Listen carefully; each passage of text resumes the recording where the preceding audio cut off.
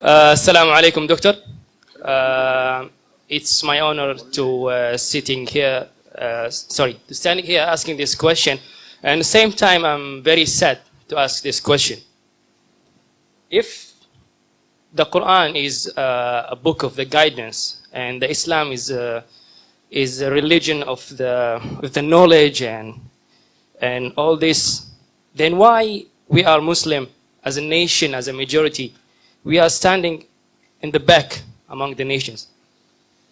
Why when we compare our nation with the other nations, we see a big hole between us and them? The brother asked a very good question, very important question, very relevant question. That if Qur'an has so much of information regarding science, technology, it's a book of knowledge, book of guidance, then why are we Muslims backward? It's a very good question. The reason is, if we look back into the history, from the 8th to the 10th century, we read in the historical books, the Europeans, they called it as the Dark Ages. Dark for whom? Dark for the Europeans. The Arabs, the advancement they made in science and technology was phenomenal. If you had to know about science, if you want to do research of science, you had to learn Arabic. Like how today we learn English. At that time, the Muslims were on top of the world because we were close to Qur'an and Sunnah. Today, the reason the Muslims are backward is because we are far away from Qur'an and Sunnah. So Qur'an is not to blame, you and I are to blame.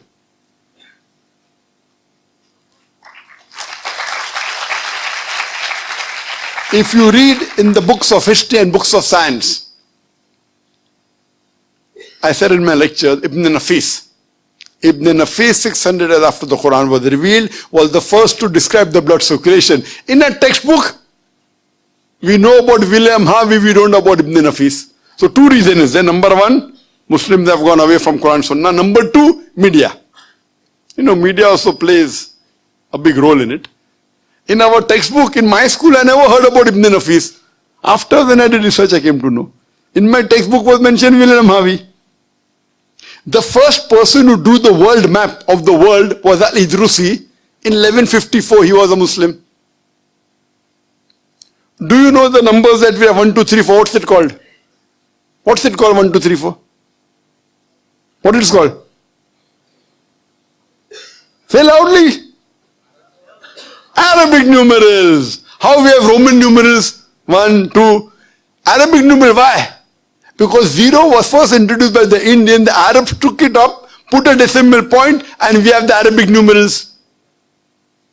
If you know about Al-Tusi, he was the one who discovered the Pythagoras theorem, which we learn in school. We learn Pythagoras theorem, we don't know the name of Al-Tusi. The square of the hypotenuse is equal in a triangle. The square of the hypotenuse is equal to the sum of the other two sides of the triangle. Do you remember or you've forgotten? You remember, na? MashaAllah, good student. Who was the person who discovered it? Now you came to know, correct? Better late than never. Al-Tusi, Muslim. Trigonometry, we learn trigonometry. Who is the main person of trigonometry? Al-Biruni.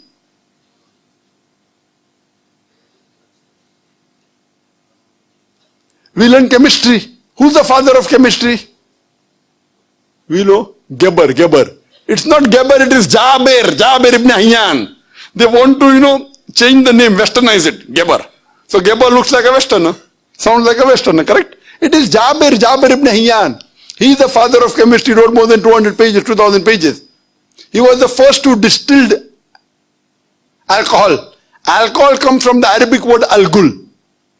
Alcohol is Arabic, al-gul meaning evil spirit. He distilled it. How many people know about Al-Kindi? At the time when Newton, who's the biggest scientist in the world history, Newton said all laws are absolute. Al-Kindi said no, all laws are not absolute, they are relative. Later on, Albert Einstein came. All have heard about Einstein. How many of us have heard about Al-Kindi? The two brothers, Muhammad Ahmad and Hassan Shakir, they told the area of the earth from an angle at the Red Sea. At a time when we didn't even sure whether the earth was spherical or not. At that time they told the area of the earth which was quite accurate. If you read about Ali ibn Abbas, he wrote 2,000 pages on medicine. If you know about Ali ibn Sina, Avicenna sounds like a Westerner name. It's Ali ibn Sina, Aristotle of the East. You can keep on giving examples. Muslims were on top of the world because we were close to Qur'an and Sunnah. Today, we are far away from the Qur'an and Sunnah. That time, if you wanted to get advanced in science and technology, it was compulsory you learnt Arabic. Arabic was a language on top of the world. Today, where is it? Who's to blame? We are to blame. So my request to all the Muslim brothers and sisters, you go back to the Quran. Study the Quran. Quran is the most positive book in the world. It's a proclamation to humanity. It's a fountain of mercy and wisdom. It's a warning to the heedless. It's a guide to the erring. It's an assurance to those in doubt. It's a solace to the suffering and a hope to those in despair. You can get all these benefits only if you read the Quran with understanding. If you don't know Arabic, read the translation of the Quran in the language you understand the best. Implement it, inshallah, it will be a guidance for you for your full life and you'll see your life change. Hope that answers the question.